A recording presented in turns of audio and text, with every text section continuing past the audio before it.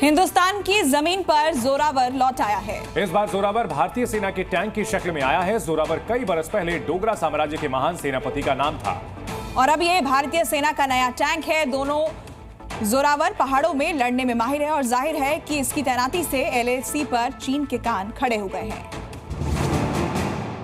पहाड़ों और ऊंचाइयों पर दुश्मन को मात देने के लिए भारतीय सेना को नया साथी मिल गया है। नाम है जोरावर। स्वदेशी टैंक जोरावर अपने आखिरी ट्रायल से गुजर रहा है।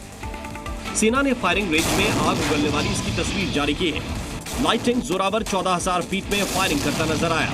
लद्दाख में ट्रायल 21 नवंबर से शुरू हुआ था, जो अभी भी जारी है।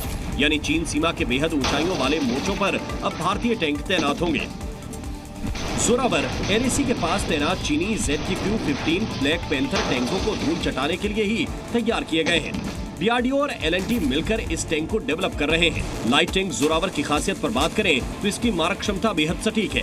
ताबड़तोड़ फायरिंग करने में सक्षम है, क्योंकि टैंक में राउंड लोड भी ऑटोमेटिक है। तेजी से पोजीशन बदल सकता है।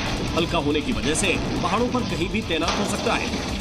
दरअसल चीन से तनाव के बीच सेना ने हाई एल्टीट्यूड एरिया में अपनी ताकत को दोगुना करने की जरूरत महसूस की और प्रोजेक्ट जोरावर पर काम शुरू किया।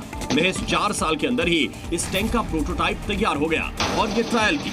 सेना की इस तेजी और तैयारी पर चीन चौंक गया है। पिछले कुछ सालों में दुर्घटनाग्रस्त हुए 12 सुखोई 30 MKI जेट एयरक्राफ्ट की जगह को भरने का फैसला लिया गया है। यानी वायुसेना को अपनी खोई हुई ताकत मिलने वाली है। सुखोई वायुसेना का सबसे भरोसेमंद और घातक लड़ाकू विमानों में से एक है।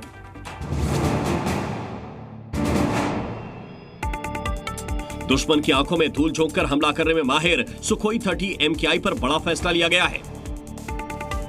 सरकार ने 12 सुखोई 30 MKI लड़ाकू विमान बनाने की मंजूरी दे दी है।